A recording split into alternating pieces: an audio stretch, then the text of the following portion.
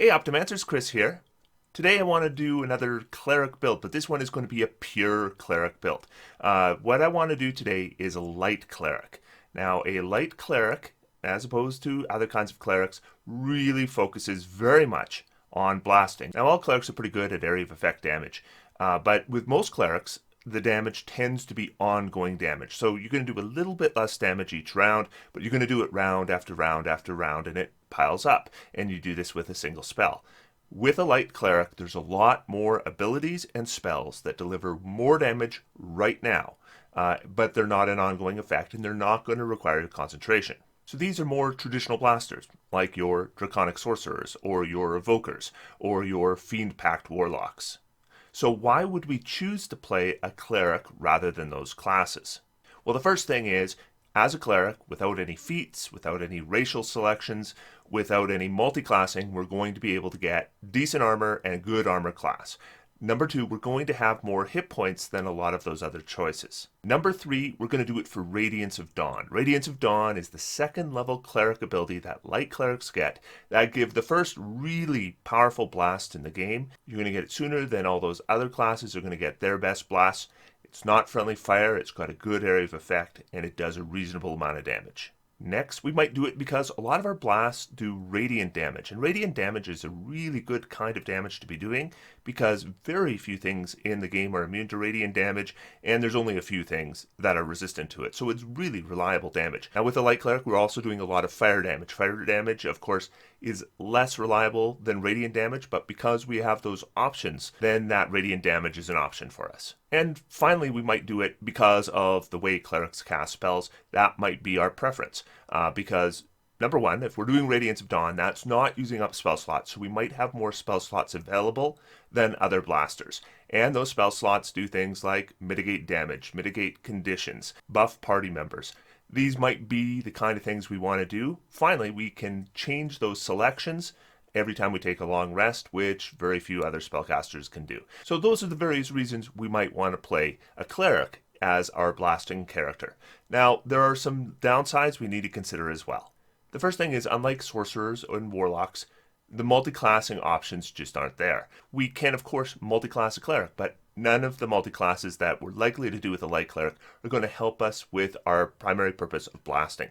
We're really just best off going straight cleric, and that takes out some of those nice combinations you can sometimes have. Second thing is, light cleric does not have a lot of great options for dealing single target damage. They have a few things they can do, but if we look at things like warlocks or sorlocks, we can see that they can do fantastic single target damage in addition to great area of effect damage. With a light cleric, we're really specialized on area of effect. So when we come up against single targets, we just don't have that same punch that we do if we have multiple targets. Next thing is, we may have less versatility in damage types. Certainly, we might have more than really focused sorcerers, but if we are talking about evoking wizards might be doing fire, cold, lightning, thunder. We are pretty much just doing radiant and fire damage. And finally, when it comes to just the straight out damage, we don't get any boosts to our damage with a light cleric. We get the spells that give us that good area of effect damage, but other classes are giving like their primary ability score bonus to damage and those kinds of things. We're not getting that. We're just getting the good spells. So how would we build a light cleric differently than any other kind of cleric? Well, the first thing is, with a cleric, generally speaking, we have a very set combination of spells that we're likely to be using. We're likely to be using Spiritual Weapon. We're likely to be using Spirit Guardians. This means our concentration is really important as we're doing round by round damage. We're actually far less reliant on concentration with this character because if we're casting fireballs instead of Spirit Guardians, then there's no concentration to worry about. But the downside of that is that when we have those kinds of spells, we tend to burn through them very quickly. So when you cast something like a Spirit Guardians, it is going to last you for 10 minutes. But if we cast a fireball, it's going to last you for 1 turn. And then on our next turn, we're going to need to cast another spell in order to be effective. And so we will end up burning through our spell slots pretty quick. So we're going to look at making a light cleric today, what kind of choices I recommend, and then what kind of spells I recommend as well. And we'll talk a little bit about tactics as well. So let's get started.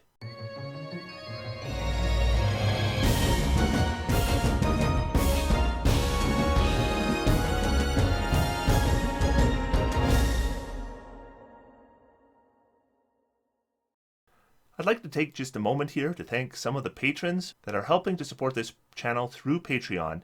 I would like to recognize today Joseph Robideau, Leighton Hegland, Michael Troy, and Yunru. Thank you so much for your support. I really appreciate it, and to all my patrons, thank you so much. And to anyone interested in checking out my Patreon page, there is a link in the video description. So here's our character, Burn This Way, a Garden Variety Cleric. I've turned off all the homebrew and setting-specific stuff.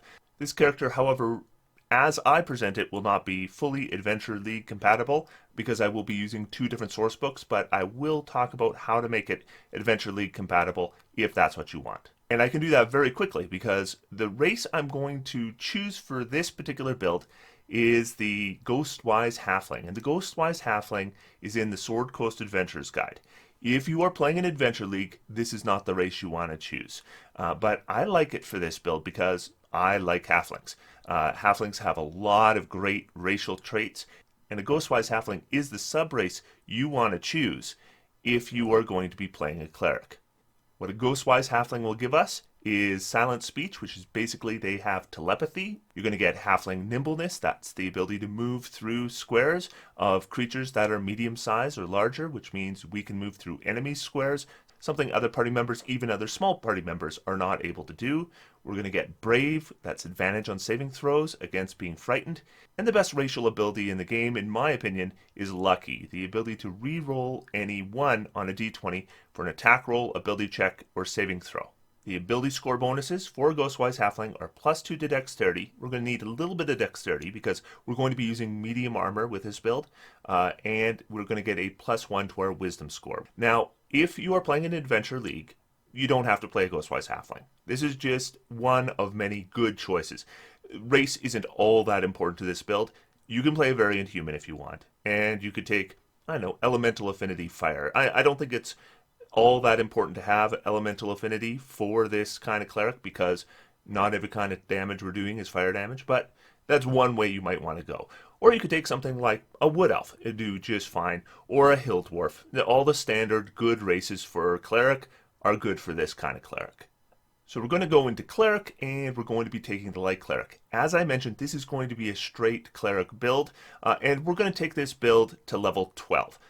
Now, if this was a campaign going to level 20, I would take Cleric to level 20, but we're going to see very little after level 9 that is specific for Light Cleric that we wouldn't see for any other kind of Cleric. Now, our starting proficiencies, this is a Wisdom-based character, so I'll probably look for Wisdom-based skill. Medicine's a good choice. And then, I'm a Cleric, I think I should probably have Religion. Now, what Light is going to give me at first level, it actually has a not bad ability at first level. And that ability is Warding Flare. And this is basically just going to, as I mentioned, as playing a Light Cleric, we can expect our armor class to be better. We can expect to probably have more hit points than other kinds of blasters. But our defense is even better than that because of Warding Flare. At first level, what we can do is, as a reaction, we can impose disadvantage on an attack roll against us. And we can do this a number of times equal to our wisdom modifier. So it's going to be 3 times for this character and for most cleric builds. When you use Warding Flare, usually what's going to happen is something that would likely have been a hit is going to likely become a miss. So with our ability scores, we are going to use a point buy. And the first thing, of course, we're going to do is max out our wisdom. Now, because we are a Ghostwise Halfling, when we do that, we are going to have a 16 wisdom score. The next thing we're going to do is we're going to put a 14 in our dexterity. That's going to give us a total of 16 dexterity, which gives us a +3 modifier, so a good dexterity score. Next thing I'm going to do is I'm going to give myself a constitution of 14. That's going to give me a decent number of hit points and a decent saving throw for constitution. That just gives me 4 points left, and with this guy, what I'm going to do is I'm going to put 2 into intelligence and 2 into charisma. Then we're going to do a background, and the background I'm going to do here, I'm going to think this is a Ghostwise Halfling. If you don't know, these are more of a tribal kind of Halfling. This particular Halfling worships Kosuth, which is the Forgotten Realms god of fire. Maybe that's turned him into an outcast. And after being driven out of his village, he's been living alone, so now he is a hermit. This is going to give us 2 choices for skill proficiencies, a herbalism kit tool proficiency, and a language of our choice. The skill proficiencies I'm going to take number 1, perception, most used skill in the game. Depends on wisdom. We're going to be really good at that. And the second one I'm going to take is stealth. I'm a halfling. I like to have stealth. I have a good dexterity. Now, I'm going to be wearing medium armor. And at level 1, that means I'm going to be having disadvantage on my checks for stealth. But at later levels, I have the option of, number 1, taking a feat. That allows me to use stealth without disadvantage. Or number 2, to wear a breastplate. And then the language I'm going to pick, again, if we're considering the thematic choice for this character, it should be primordial. And then we're going to choose our equipment. Now we begin with a melee weapon and we get to choose a mace, and that's what we're going to get. My character will never ever use a mace, but we're going to get one for free, so we take it. Now scale mail or leather armor. So here's our choice here. If we choose scale mail, that gives us a base armor class of 16, but we will have disadvantage on stealth rolls. If we choose leather armor, we will have a base armor class of 14, but we won't have disadvantage on stealth rolls. 2 armor class is too much to give up. I recommend the scale mail to begin with. We'll worry about our stealth later on. Then we're going to grab that light crossbow and 20 bolts. That's something we're going to actually be very good with because we have that 16 starting dexterity. And then we're going to have an explorer's pack, much better for adventuring than the priest pack. And finally, we're going to get a shield and a holy symbol. And we're going to give ourselves an amulet we wear around our neck. And then the hermit gives us a couple small items. The big thing it gives us is it gives us a herbalism kit. That'll be nice to have. Now what I'm probably not going to equip normally is the shield. The shield would give me an armor class of 18, which would be a lovely armor class to have, but I am going to be primarily using that crossbow, and that crossbow is going to require both hands, so I can't wear the shield. And shield is a full action to equip. So on your turn, you have to use an action to equip it or unequip it, and that's going to be difficult to do while we're using that light crossbow. But that doesn't mean we're never going to use a shield. Eventually, our cantrips are going to be better than that crossbow, and soon as they are, then we'll probably start wearing a shield. So our final thing at first level is to select our spells, and we're going to begin with 2 automatically. We're going to get Burning Hands. Now, I'm not a huge fan of Burning Hands. My issue with it is the area of effect here is actually really quite small. It's a 15-foot cone. That is only 6 squares. That is not a big area of effect. Now, in the perfect circumstance, you could still get a fair number of creatures in this, but I wouldn't count on it very often. So it's an okay thing to have, because that one time when those creatures just happen to be perfectly clustered and you can hit 5 or 6 of them, then Burning Hands is still effective. But I wouldn't count on that coming up a lot, so it's one of those things that it's there in my spell list, and most of the time I probably wouldn't use it. Now, Fairy Fire isn't a blast, but it is a good spell, and a good spell that most clerics can't get. So it is area of effect, and creatures will make a dexterity saving throw. Those that fail, as long as we maintain concentration, attacks against them are going to have advantage. Now, with our selections, we're going to get 3 starting cantrips, and whenever I play a cleric, the very first cantrip I always take is Guidance. Now, there's a couple spells I think are actually really well suited thematically to the Light Cleric. The first one, of course, is Light. Then Sacred Flame as a blast, I think, is thematically appropriate for Light Cleric. And then the third one is Word of Radiance. Again, thematically appropriate for a Light Cleric. But I think mechanically, our best choice here is Toll the Dead. Because with a Light Cleric, we have a lot of ways to do radiant damage, so it's actually not a bad idea to diversify a bit and have a way to do necrotic damage. And Toll the Dead is a really good spell. And I just want to remind people, when we're talking about thematic choices, reskinning is an option. And this is one way we can take options that are good and make them thematically appropriate for our character. So Toll the Dead, what it does is there's going to be a bell that rings in the air, and a target makes a saving throw, and if they fail, they take necrotic damage. So if I was to cast this spell, I would thematically include maybe a beam of light coming from above. The creature looks upward, and then they dissipate. Then the final selection I'm going to take is Spare the Dying. Definitely at low levels, this is a pretty useful one to have. You're pretty much always better to do a healing spell if you can, but sometimes you just don't have the spell slots, especially at these low levels. So Spare the Dying is just a way that when characters go down, we don't have that stress of the death saves. Now we're going to make 4 first level selections, but keep in mind we already have 2 first level spells. We have Burning Hands and Fairy Fire. So we are actually going to have 6 prepared spells at first level with only 2 slots. So this means we probably want to include at least 1 or 2 rituals as well. And one ritual that I think is really useful for pretty much any spellcaster that has ritual casting is Detect Magic. So we're going to grab that one. I'll take Purify Food and Drink. This one is pretty circumstantial, but it does come up. I've seen it come up multiple times in campaigns. And again, this is kind of almost like an extra pick. We have quite a few spells to choose from here. Now, one spell I want to take is Healing Word. This is, again, isn't a specialty of this character, but it is just a good spell for a cleric to have. And then the final spell I'm going to take is Bless. And Bless is a really good buff. Now, we have Fairy Fire, and Fairy Fire would give advantage on attacks against certain creatures. I actually prefer Bless to Fairy Fire. The D4 is a little less dramatic than advantage, but there's no saving throw. We don't have to worry about that. It automatically works.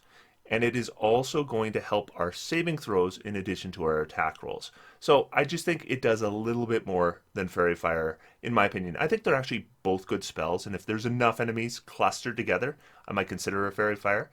But a Bless is something I can do in pretty much any difficult combat, and it's going to make a difference. And I think Bless actually makes a bigger difference than most people realize. That D4 is often turning those misses into hits, and it's often turning those missed saving throws into successes. So at first level, I think this is a pretty effective character. Now, 16 armor class isn't outrageous, but it's a decent armor class, and when we have our flare ability available, we're actually going to be pretty hard to hit. 10 hit points is okay for the level. It's not fantastic, but it's not bad. But the thing I like here is we only have 2 spells. They're going to be gone pretty fast. Often when we are playing a spellcaster and we don't have spells left to cast, we are often left either with a crossbow with a 14 dexterity, or we're left with cantrips, and cantrips aren't that effective at low level. So crossbow for this character is going to be reasonably effective. +5 to hit, d8 +3 damage. So when we're not casting a spell, we're still not bad. We're still reasonably effective in combat. So we're going to take our character to level 2, and level 2 is a big deal for a Light Cleric. It really changes what is an okay character into a fantastic character. All clerics at 2nd level get Channel Divinity. This is your ability to turn undead. Every cleric gets something else they can do with their Channel Divinity, and some of the stuff is really good, and some of the stuff isn't so good. The Light Cleric is one where it's really, really good. What we can do with our action on our turn is, in a 30-foot radius around us, we can select every enemy, and each of those enemies is going to make a saving throw, and if they fail that saving throw, they're going to take 2d10 plus our cleric level, and half as much on a successful save. And I just want you to appreciate, at 2nd level, 2d10 plus our cleric level, that's going to be 13 points of damage to a mass area of effect. So just for comparison, we have Burning Hands. This is a 1st level blast spell. It will do less damage over a much, much smaller area and doesn't exclude our allies. So Radiance of Dawn is really good for the level. And there's not a blaster in the game that's going to do anything as effective as Radiance of Dawn at 2nd level. Now, Radiance of Dawn is one of those things that as we go up in levels, it becomes less effective because the scaling is pretty slow. It includes our cleric level, so it's 1 extra point of damage per level, and blast spells are scaling faster than that. So we would expect Radiance of Dawn, as we get into the higher levels, to be less and less effective, but it's never useless. Radiant damage is reliant damage. 30-foot radius is a big area of effect, and being able to exclude our allies is always useful. So Radiance of Dawn is just something that you're always going to be able to use it. Furthermore, because it is not a spell, we can do it in the same round as we do something like a Healing Word. And finally, Radiance of Dawn, because it is based on our Channel Divinity, we get it back every short rest. So every time we take a short rest, we can use this ability again. And I guarantee, at 2nd level, when you're playing a Light Cleric, you're going to be the best blaster in anyone's seen of a 2nd level character. We're going to get one more 1st level spell prepared here, and I would think Guiding Bolt is a way I might go. This would give you basically a 46 radiant damage on a single target. I'm not sure I would use my 1st level slots on that, considering that I have an okay attack with my light crossbow. Now this would do significantly more damage than that, but this also includes the secondary effect that if it hits, the next attack against that creature has advantage. So at second level, what basically happens is we have turned this character from a standard cleric into a blaster, and that is primarily through Radiance of Dawn. Radiance of Dawn is going to be our most effective source of damage until we get to 5th level. But let's look at 3rd level, because 3rd level, of course, brings on our 2nd level spells. And when I'm looking at my 2nd level spells with a cleric, this one is going to follow the standard where I'm going to always take Spiritual Weapon. Spiritual Weapon, bonus action spell, does single target damage, doesn't use our concentration. And then I can use this the same round. I do a Radiance of Dawn, and I can do a ton of area of effect damage, and that single tough enemy, I can hit them with a Spiritual Weapon as well. But I should note, we also get 2 domain spells at this level. We're going to get Flaming Sphere. Now, I actually like the Flaming Sphere spell because it is just a way that we can do round by round damage, but I'll never use Flaming Sphere with a cleric because Spiritual Weapon is a better spell, I think. Flaming Sphere has a couple tiny bonuses. The first one is no attack roll. You're always going to do damage. They either take full or half damage. The second one is there is potentially a little bit of battlefield control because if a creature ends its turn next to the Flaming Sphere, it can also take damage, and that does come up once in a while. So there are a couple advantages for Flaming Sphere, but I think because it uses concentration and Spiritual Weapon doesn't, I think Spiritual Weapon just ends up being a better spell. Now, I will say Flaming Sphere scales better than Spiritual Weapon. So if I was wanting to use a higher level slot on a single target damage spell, Flaming Sphere is a way I might consider going. The second spell we're going to get is Scorching Ray, and I'm not a fan of Scorching Ray. This gives us 3 rays that each can do 2d6 fire damage, and they require to hit rolls. What I usually find is 1 or 2 of them are going to hit, so we're going to do either 2d6 or 46 to a single target with fire. And if we do 2d6 damage to 2 separate enemies, why the heck aren't we doing area of effect? So at 3rd level, with my 2 spell slots for 2nd level, I'd probably do Spiritual Weapon with both of them. So moving into 4th level, that gives us our first ability score increase. Now there are a couple feats we might want to consider. Now the first thing I will point out is that, as I mentioned, this character is less reliant on concentration than other kinds of clerics. Now, that doesn't mean we're never concentrating. We have Fairy Fire, that's a concentration spell. We have Bless, that's a concentration spell. So we will be concentrating fairly often, but we tend not to be concentrating with really big effects. The Spirit Guardians, when you're playing a cleric, you do not want it to go down. This character is going to be less reliant on spells like Spirit Guardians than other clerics. So we're a little less pushed towards boosting our concentration. Now we could take Elemental Affinity Fire. So then what would happen is when we cast, say, a fireball, we'd roll 8d6, probably get 1 or 2 ones, and we'd treat them as 2. So we might do 1 point extra or maybe 2 points extra. Not a big damage boost, but the big thing is that if a creature has resistance to fire, we can ignore that resistance. But again, fire isn't our only option. If I figure something's going to be resistant to fire damage, then I would probably use a radiant damage effect. But again, still not a bad option. Sometimes we don't know that a creature has fire resistance, and then when that DM tells us they have fire resistance, having that elemental affinity is really nice. So I don't want to say that that's a bad selection. I think it's an okay selection. Another way we might go is we are a halfling, and with a halfling we get our great ability Lucky, and there's a good feat that we can take that's racial called Bountiful Luck, and that would allow us to share that luck ability with other party members. And that also is a really good ability, especially if we're looking at kind of buffing.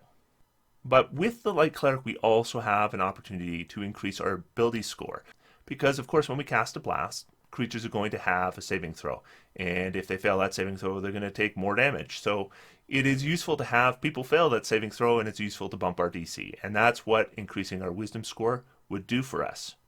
And a wisdom score that's higher also means more spells prepared.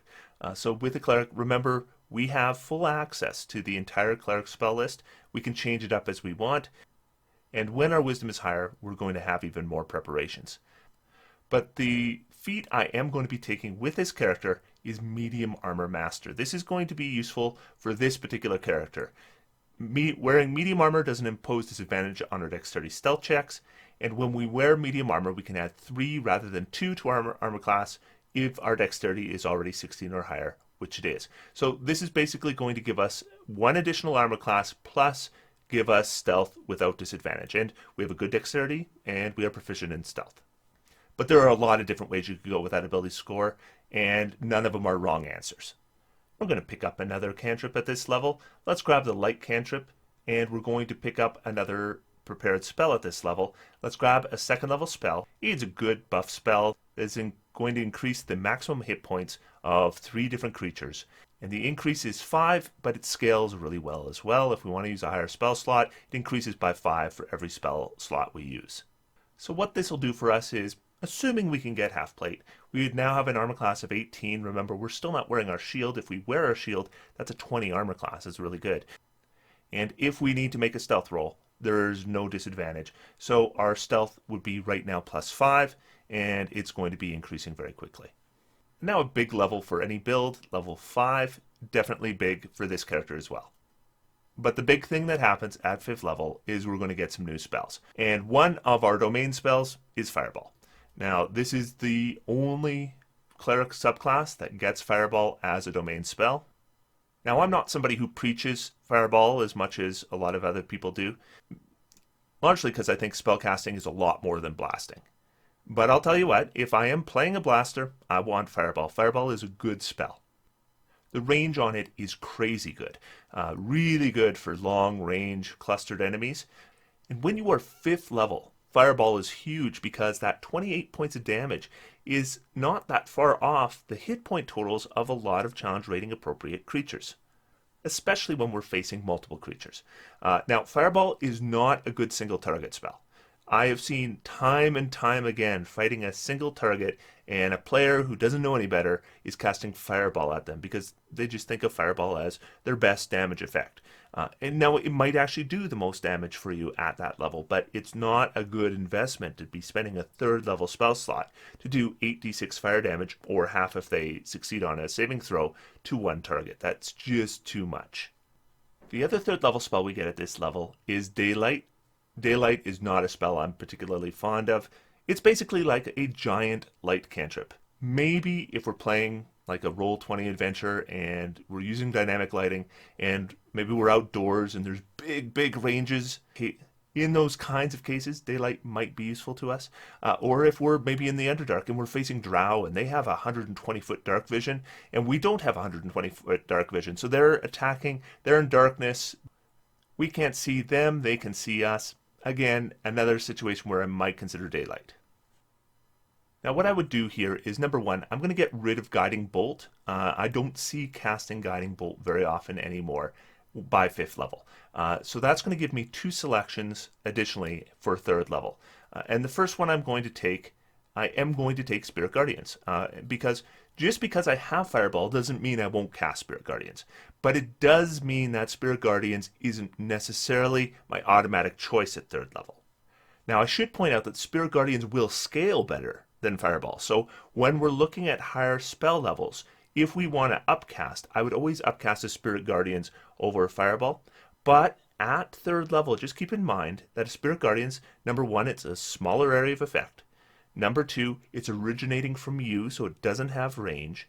Number 3, it does 3d8 damage per round compared to 8d6 damage, so it's doing less than half the damage. So we're going to have to maintain it for a few rounds to do even equivalent damage to a Fireball. And finally, it's taking up our concentration. So there's a lot of reasons why we might want to do a Fireball instead of a Spirit Guardians at 5th level. But when I have 4th level slots, 5th level slots, 6th level slots, Spirit Guardians starts to look a little bit more attractive. Also keep in mind Spirit Guardians doesn't have friendly fire. Also keep in mind with Spirit Guardians we can avoid our allies for damage. Now I have to tell you, between Fireball and Spirit Guardians, that's likely going to be using up all my 3rd level slots pretty much all the time. Now I would potentially consider Revivify in case of emergency. I would also consider Water Walk, because Water Walk's a half-decent ritual. But to me, what it really comes down to is, does another party member have access to Water Breathing? Because I think Water Breathing is the better ritual than Water Walk and often solves the same problems. So if somebody else in the party can get Water Breathing, I think that is the better of the two. But if nobody has it, why don't we grab it? This gives us an ability to walk on water, and it grants the rest of our party that ability as well, and it does so for a full hour. One thing I do like about Water Walk over water breathing is that it's not just water. It also works on snow. It also works on walking over mud. So there's certain cases where water breathing isn't going to solve the problem, where Water Walk would. So when it comes to blasting with this character, we now have a fair number of options. The big one is Fireball. Fireball is really effective at 5th level, and what that is going to be really effective against are clustered enemies at long range. If we have clustered enemies at close range, our best bet is probably Radiance of Dawn. That's our Channel Divinity ability, and it's going to do a big area of effect, and it is going to exclude our allies from the damage. And it's going to do radiant damage, which is really reliable. But if we really want to stack up our damage at close range, what we can be doing is we could do a Spirit Guardians, and on the next round we could do a Radiance of Dawn. Then we're doing the damage from both the Spirit Guardians and the Radiance of Dawn. So that's a 3d8 plus a 2d10 plus our level of 5. Now another thing I would do at this level is I'd go in and I would equip that shield. Because what has happened is our cantrips have now just scaled. So we can now do our Toll the Dead, and most of the time we're talking about 2d12 damage. That's going to be more damage than we can do with a crossbow. Now, sometimes it's 2d8 if the creature's not damaged yet, but we can usually arrange to have that creature damaged, even if it's just hitting it with our spiritual weapon before we cast Toll the Dead. And that gives us another +2 bonus to our armor class. So now our armor class is really good at 20. And remember, we still have Warding Flare on top of that. So at level 6, speaking of Warding Flare, we get Improved Flare. And this is the ability to use our Flare to defend others. So we can use our Warding Flare when a creature we can see within 30 feet of us attacks another creature than us, assuming that we're up with our allies. And remember, this character isn't necessarily like a sorcerer or a wizard where we need to be really careful not to get too close to melee. So they're not an easy target, and we're often not concentrating, so we're not even always the most attractive target. So this is a character that can stick with the rest of the group and stay in close. That 30-foot range isn't a big problem. And Improved Flare is going to come up a lot. You get those big creatures. They have those big hits. Things like giants come to mind, that if they hit you, they're really going to wreck you. Even fighters and paladins that have lots of hit points, they get hit with these kinds of attacks. It can really dig into their hit points fast, and Improved Flare can often turn what would have been a hit into a miss. And this is essentially a free ability because it's not affecting our spell slots, it's not affecting any other abilities in the game, so we might as well use it. As for the spell I'm going to add at 6th level, that one's easy for me. I'm definitely going to grab Revivify. Revivify is probably the best Raise Dead ability in the game because it doesn't require the full hour casting. It requires the least expensive material component. And the advantages that other Raise Deads have over Revivify are the kinds of things that don't necessarily come up when we are raising party members. If the rogue character just died, you don't want to wait 1,000 years to raise them anyway. You want to get them raised up as soon as possible, at least at the end of the combat, and that's what Revivify is good at. So for level 8, 10, and 12, we're just going to go 2 levels at a time. So beginning at level 8, 2 things happen. The first is we're going to get potent spellcasting. This allows us to add our wisdom modifier to the damage we deal with cantrips. And then we're going to get another ability score improvement. And I will say that at 8th level, I do recommend, by this point in time, we want to look at boosting our concentration. And the reason for that is, number one, as I said, Fireball doesn't scale well. So it is something I'm going to be casting at 5th level, very possibly using both my spell slots. That is true at 6th level as well. I'm going to be casting Fireball a lot with my 3rd level spell slots. By 7th level, I would probably not use my 4th level spell slots on Fireball anymore. I'd still be casting it a lot, but I'd be using my 3rd level spell slots.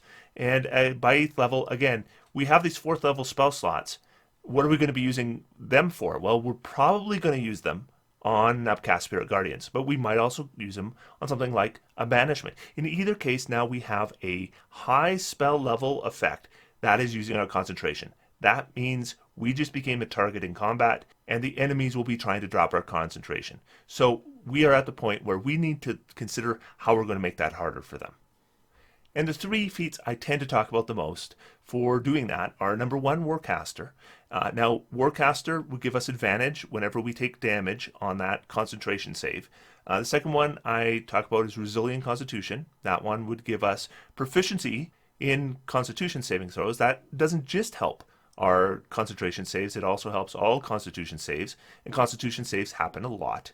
And finally, I like Lucky because Lucky is very versatile, and we can use it on our concentration saves, but we can also use it on whatever. We could use it on other Constitution saving throws. We could use it on Wisdom saving throws. And with Lucky, we can do it after the fact, so we only need to use it when we need it. We could go any of those three ways, and all three of them are reasonably good. I'm going to go with Lucky with this particular build. 7th level added 2 additional domain spells. The first one is Guardian of Faith. I actually like Guardian of Faith. It is an 8-hour duration spell without our concentration, so this is something we might cast maybe on our campsite. And what happens is whenever enemies move within 10 feet of the spell effect, then they're going to make a saving throw, and if they fail, they're going to take 20 points of damage, half as much on a successful save. And in a lot of cases, it actually doesn't even matter if they make their save or not, because if we get to the point where the spell effect has done 60 points of damage, whether that's done through successful saves or failed saves, 60 points of damage, it disappears. So we'll basically have this spell effect that can do 60 points of damage. Now, this, again, is kind of obviously intended to set up to protect a long rest area, but Guardian of Faith actually isn't even a bad combat spell. The other domain spell we're going to get at this level is Wall of Fire. I'm not a huge fan of Wall of Fire, though I tend to like wall spells. I don't consider Wall of Fire to be a real wall because you can walk through it, but it does block vision, and it is huge. 60 feet long, 20 feet high. We can do it in a ring. We can do it as one long wall. The damage, though, isn't fantastic. 5d8 fire damage, and creatures can often just move out of the area after the first round, so often they're only going to take 5d8 damage. This uses our concentration. But one thing I do like Wall of Fire for is if I want to just hit a huge area, I find Wall of Fire quite good. So I'm going to select 2 additional 4th level spells. Remember, I might use my 4th level slots on Spirit Guardians, and I have just boosted my concentration, or my concentration when I need it, with the Lucky Feat, but I think Banishment is a good choice here. Banishment is a great way to take out a single target. It's not my favorite kind of spell because it targets a single enemy. If they make their save, nothing happens. But we can also upcast this when we get to higher levels, hitting multiple enemies, making it more likely it is effective. The second spell I'm going to select is Divination. The thing I like here is if I'm going to be having Wall of Fire and Banishment and Spirit Guardians cast at 4th level, I've got lots of things I can do with my 4th level slots, so Divination is a way I can use a 4th level spell without using the spell slot. This does use a material component, but the material component only costs 25 gold pieces, so it's not a big deal. And it's basically one of those spells where you cast the ritual, ask your GM a question, and they're either going to answer you or they're going to give you a cryptic riddle that wastes your time. But as a ritual, I think it's not a bad thing to have on your list. Now, what I find is where a Light Cleric is just insanely effective is at level 2, and because no other caster in the game can do the blast that a Light Cleric can do at level 2, and 3 and 4 too, and because those other blasters, they're going to get things like Shatter. Radiance at Dawn is way better than Shatter, and you're getting it back every short rest, so you're still the best blaster in the game. Level 5 is still really good for a Light Cleric because Fireball is probably as good a blast spell as any at 3rd level. Very solid spell, lots of good things about it. And so, in addition to the options we already had, gives us even more we can do with blasting. So 5th level, really good for Light Cleric as well. I find that by 8th level, I'm finding that it is a little tough to be playing a blaster. And this isn't just an issue with Light Clerics, but it is an issue with Light Clerics in addition to all the other kind of blasters. Draconic Sorcerers feel this, Evoker Wizards feel this. Blasting doesn't seem to scale as it should after 3rd level. 4th level, 5th level, 6th level blast spells, actually right up to 9th level till we get Meteor Swarm. and the blast spells just don't seem to have the same effect on a combat that a fireball had at 5th level. Now, the designers have said fireball's an iconic spell. We deliberately made it really good compared to the other blast spells. But the thing is that instead of blasting, I could be doing other kinds of casting, and at least blasting should be as good as that other kind of casting. And in pretty much every edition of D&D, I haven't found that to be the case. And certainly with a blaster in 5th edition, I find after we get past 3rd level spells, I start to find blasting weaning off. Now, Spirit Guardians is kind of an exception. It's basically your best blast option, and so that's probably what we're going to do most of the time now. At 8th level, 9th level, we're going to use our 4th level slots, our 5th level slots for Spirit Guardians. But of course, all clerics get Spirit Guardians, so it doesn't feel that much different than playing any other kind of cleric. So we're going to go to 10th level. This is the point now where, as a cleric, we have the maximum number of known spells. Because clerics, more than any other class, have a lot of prepared spells because of their domain spells. Now, if we play the subclass of Druid, the Land Druid, we can have as many prepared spells as a cleric, but that's it. Nobody else is going to be able to prepare as many spells as any kind of cleric. But domain spells stop at 9th level. So this is kind of the point where we have the most prepared spells compared to any other caster. And as we get into higher levels, we're going to have less preparations of those higher level spells.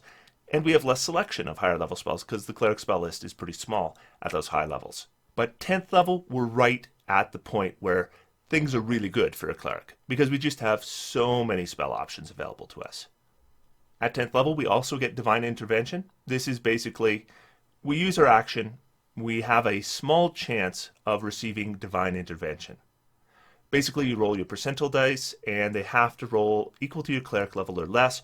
If you fail, nothing happens, and you can't try again until you finish a long rest. But if you do succeed, then you basically can get intervention, and that intervention can take any form the GM desires. But the guideline they kind of give here is, DM chooses the nature of the intervention. The effect of any cleric spell or cleric domain spell would be appropriate. That means we could get potentially even something like a mass heal, for example. But this is something I'd be careful about doing in combat, unless you're looking at a TPK, because if you roll the percentile dice and you need to roll a 10 or less, 90% of the time you're going to fail. And was there really nothing you could do with your action that was going to be useful? I almost find Divine Intervention to be something that I exclusively want to use out of combat. So maybe we're lost, we don't know where to go, or we're trapped on a plane we don't want to be in. Divine Intervention, that's when I would probably use it, rather than in combat. So the final 2 domain spells we get are Flame Strike and Scrying. Now, Flame Strike is available to any cleric, though I often don't take it because the area of effect is pretty small. It's a 10-foot radius. It's 40 feet high. If your enemies are, stacked on top of each other, it could be really good. But most of the time, that's not the case unless you're fighting some, Batari goblins or something. But generally speaking, the 40-foot high isn't really a useful feature. What we're talking about is a 10-foot radius on the standard battle map that's much, much smaller than a fireball. It's going to do 46 fire damage and 46 radiant damage, half as much damage on a successful save. You might go, well, why on earth would I ever cast this instead of a fireball? And the answer is, I don't know. Flame Strike is not something I'm likely to cast with my Light Cleric. Ironically, if I wasn't a Light Cleric and I took Flame Strike, it's far more likely I would use it. Because if you don't have Fireball, well, then you're going to be a little more inclined to use other spells that do kind of a similar thing, even if they're not quite as good. The other domain spell we're going to get is Scrying. Now, Scrying has nothing to do with blasting whatsoever, but it is a useful spell. Basically, it allows us to see somewhere where we are not. And this spell does include the language that a creature that is targeted can voluntarily fail their saving throw. So if it's an ally and you cast Scrying, they might want you to be able to scry on them. So they can just choose not to make the saving throw.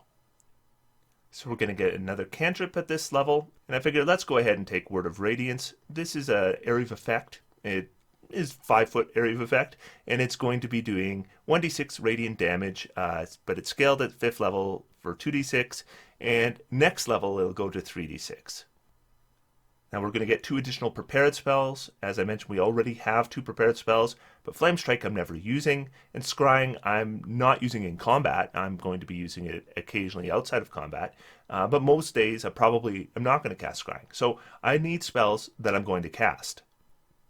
Now Dawn is kind of an obvious spell because it is a blast spell, and it is thematically, of course, super appropriate. I also think Dawn isn't a great spell. When I look at spells like Moonbeam, they seem better to me than Dawn does, to be honest. So I'm more likely to look at something like Contagion, because Contagion is a spell that actually, it doesn't use your concentration, and I think it's a reasonably good spell, especially when we're playing a character that isn't too afraid to get close to the enemies, and we are doing that. So we can get close with a Contagion. Now, I'd be waiting to have advantage, I think, before I cast a Contagion spell, because we do not want to fail our to hit roll with a Contagion spell. So, after an enemy is knocked prone or something, that's when Contagion becomes really good. They make a Constitution saving throw, but it doesn't really matter whether they make the Constitution saving throw or not. They're basically poisoned. So if we're facing a creature that's immune to poison, Contagion's no good. But if we're facing a creature that's not immune to poison, then Contagion basically ensures they're going to get the poison condition as long as you can make it to hit roll. The other spell I'm going to take at this level is Greater Restoration. It's a spell I really like. It is a hard spell not to take when you are playing a class that has access to it, because there's so many conditions it can instantly take care of. And there are effects that can just basically be as bad as death. If, for example, let's say an ally is petrified, that character is gone, right? And it doesn't matter that we have Revivify because they're not even dead. They are just permanently petrified. But with Greater Restoration, 1 action, they're back to full. And I do kind of consider level 10 to be the prime level for a cleric because, again, we have all the domain spells now. This character has 23 prepared spells right now. Now, there are a few spells on my list that I don't care about. Things like Flame Strike, I'm just never casting it. Things like Daylight, I'm almost never casting. But even if we remove those spells, we still have a massive quantity of prepared spells, and that's why I like playing clerics. But once we get to level 10, this is where things often turn the wrong direction for clerics, because the higher level spells clerics get, I find less flashy than the higher level spells that other casters get. So if I'm playing in a campaign that's going to be going to 17th level, I'm less inclined to play a full cleric. But if I'm playing in a campaign that's going to be going to 10th level, I mean, that's perfect. Then cleric is one of the best spellcasters you can choose. But at 12th level, with my ability score improvement, I would very likely increase my wisdom because we are doing a lot more spells that have like an all or nothing effect. Things like the banishment spell, for example. And so we do want to get our DC as high as we can. And when we're talking about cleric 6th level spells, this is probably the last point where I'm not super disappointed to be a cleric when we look at the higher level spells. When I look at the 8th level spell list in particular, it's really underwhelming. 7th level spells give us Conjure Celestial, which is good. But at 6th level, we get the best healing spell in the game for its level, which is Heal. Heal is a ranged spell, 1 action, 70 hit points. Just to give you a comparison, if we were to upcast Cure Wounds to 6th level, we could expect it to heal about 32 points of damage. Another spell I really like at this level is Word of Recall. This is like a mass teleport spell. We can do up to 5 willing creatures, and in most parties, that's going to be the entire party. Now, they have to all be within 5 feet of you to a previously designated area. So it's basically the way back to home base. Now, this is useful as a straight-out adventuring spell. So, we traveled halfway across the world to take on some big bad guy. We finish, we want to go home, boom, we can do it in an action. But this is also something that can be useful as an emergency teleport. We get caught in a trap. We're all going to be dead in the next 10 seconds. Word of Recall, we're all safe. Or we're in a combat and things have turned horribly against us. 1 action, we're all safe. It's not the best of these kinds of spells in the game, but clerics don't have a lot of teleport options, and this is a pretty good one that clerics do get. And then the final spell I'm going to select is True Seeing. So this one is super circumstantial, but you know what it does. Reducing, basically, you can see through all illusions. You can see shape change creatures as their actual form. You can see in the ethereal plane. So it is very much circumstantial but effective. And again, not using our concentration. And 6th level is probably the first level of spell that I'm not going to just be inclined to maybe just upcast my Spirit Guardians for, because it is so important to have those heals available. You probably don't want to waste that slot when you could be healing a party member 70 hit points, which you may need at any point. And as I said, I made this character a Ghostwise Halfling, but the race really doesn't matter. You can play any race with a wisdom bonus here, and it's going to do just fine. And frankly, if you want to play a race that doesn't have a wisdom bonus here, what's going to happen is your DCs are going to drop by 1, and you're going to prepare 1 less spell. The preparing 1 less spell isn't a game breaker. I mean, a lot of the spells we're really relying on those first 5 levels are domain spells. You're going to get them automatically anyways. And when we have a spell like Fireball and we hit creatures with it, having 1 lower DC might mean 1 creature makes a save that didn't make a save before. In terms of total damage that you're doing, the difference isn't going to be all that huge. So if you really want to play a Bugbear and you really want to play a Cleric, Light Cleric isn't a bad way to go. So that's it for the Light Cleric. Until next time, I'm going to sit back, relax, and have some fun. D&D is for everyone. Thanks, everyone. See you next week.